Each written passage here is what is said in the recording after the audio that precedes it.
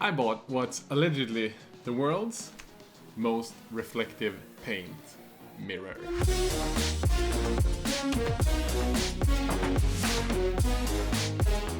I've got a sponsor for this week's video. It's InMotion Creations, and I'm really excited to have them on board because I just fell in love with these minis inspired by the classic dungeon crawlers, but we'll talk more about them later in the video. Hey everyone, you're watching Squidmar Miniatures. I'm Emil. So last week I found a product that the store said was the most mirroriest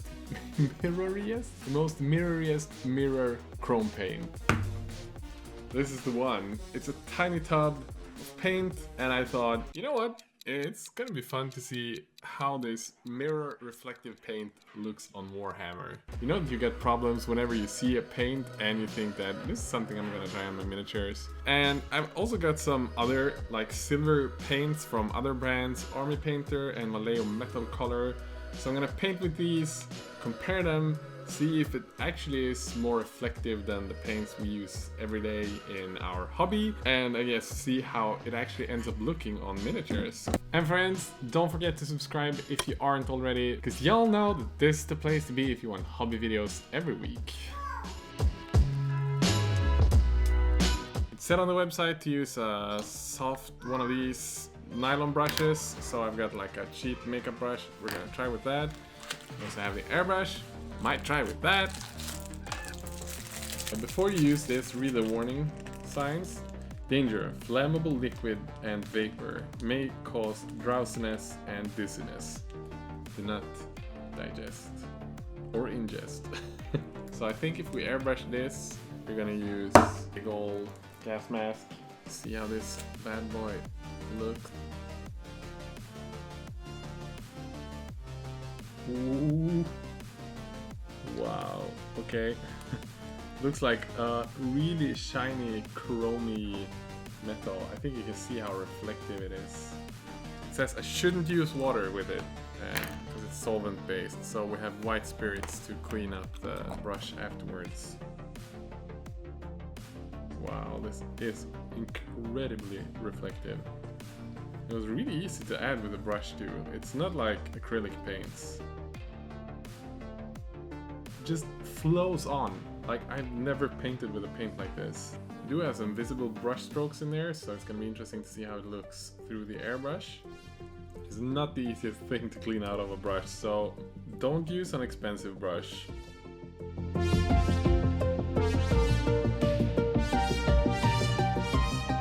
So I'm gonna use a test airbrush where I had to just try to figure out the colors for the Squidmar airbrush, because I don't want to ruin my expensive ones.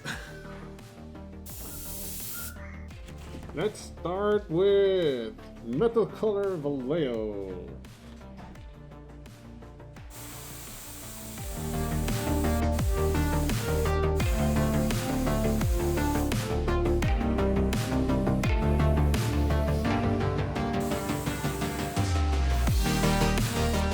So on a flat surface, the Vallejo silver is not very reflective, but when I compare the two miniatures, the difference isn't too big. Like, they're honestly quite close. I think it would be difficult for people to tell the difference on a table.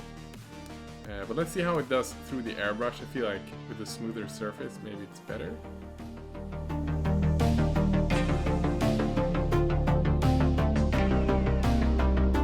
But first, I think we'll add the Army Painter Silver to the last warrior, and we'll paint one more of these sides here. Let's do it!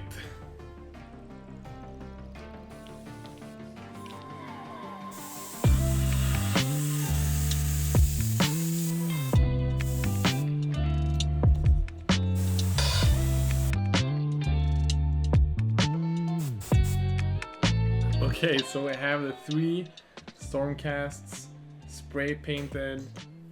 I think they all look kind of decent, but in comparison and reflectiveness, we definitely have the most reflection from the 2 first we did.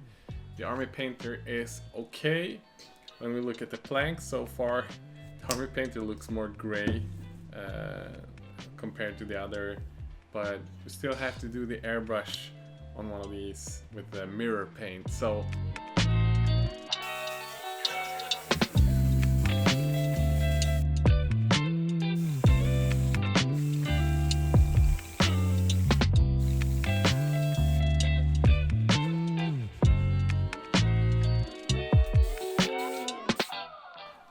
in the face.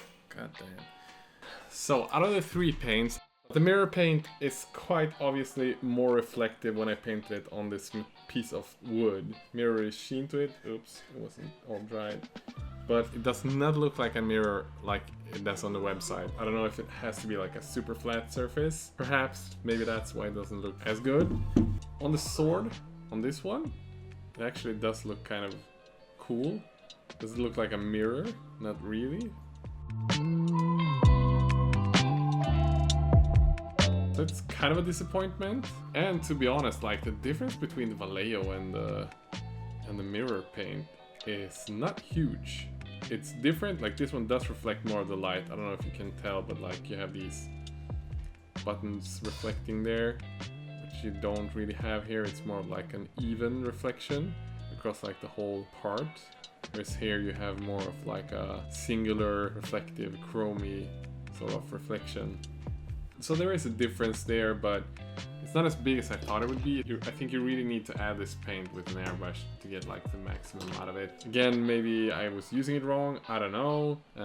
But I guess like let's try to shade this using a paintbrush. Let's see how that looks. I just got this package from this week's sponsor, InMotion Creations. There are 3 friends who just launched their first Kickstarter, Dungeon Classics. It's really that, an homage to the old Dungeon Classics like Hero Quest and Dungeons and Dragons. And you know me, I'm quite a bit of a Hero Quest addict. It's a set of 75mm versions of these classic characters. All of these have been designed with one specific thing in mind: painters. They've made miniatures with great volumes, great shapes that are easy to follow for painters. If you're either interested in getting into miniature painting, or if you're interested in trying out larger scale figures, or just want great sculpts that are easy to paint and easy to make look good. From my personal experience, jumping onto larger scale figures was one of the things that actually made me understand volumes work the most, and it just punched me up another plateau in my painting just from painting a larger scale figure. And these are really a modern take of the classic dungeon heroes. My favorite ones is the elf and the wizard. And you can either just dabble a little bit by ordering just one of the single miniatures, or you can get the whole freaking set with add-on bases and everything that creates a small diorama, dungeon diorama. If this is something that gets you just as hyped as I am, you can read more about all of this stuff on their Kickstarter page. I put the link down below.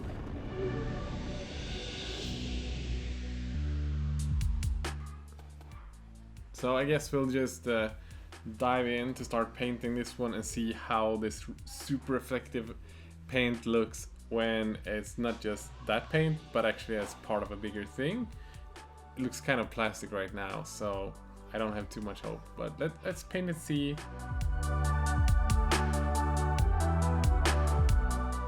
So I start out by just blocking out some colors.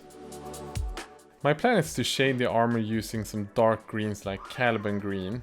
So a red cloak and maybe some brown leathers for the other part will be a good complement to this green. I then start with the thing that I was looking forward to the most, and I was shading the armor. My plan was to go with a thin down Caliban green over the whole part and then just glaze in shadows layer upon layer.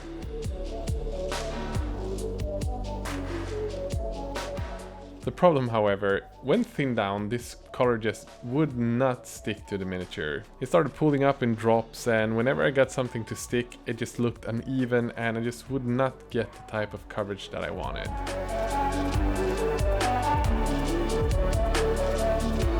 So I'm a bit in. I painted one of the legs.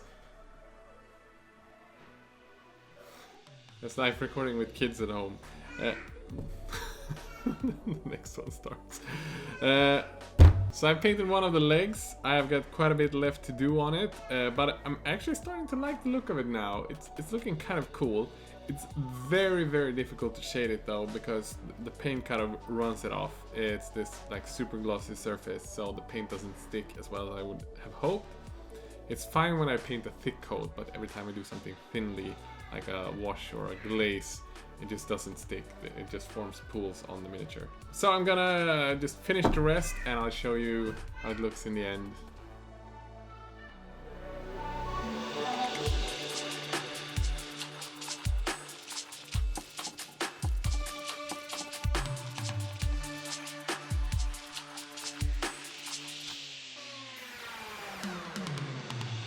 So shame to the one who gives up. I kept on trying. I kept on trying for 10 minutes, 20 minutes, 30 minutes, but this was one of the most frustrating painting processes I've ever had. So the whole thing about painting the miniature up and making it look good ended up being a real pain in the ass because, quite frankly, none of the paint stuck to the miniature. Especially, as I mentioned before, when I was glazing. It was just a pain in the ass. So I got tired of it. Like an hour in, I just felt like I wanted to throw the whole thing out of the window. So instead of spending a lot of time to making it look pretty, what I did was just adding the base layers and then washing it with Games Workshop wash. I never use Games Workshop washes, but for this, it was definitely worth it. So I'm gonna show you how it ended up looking.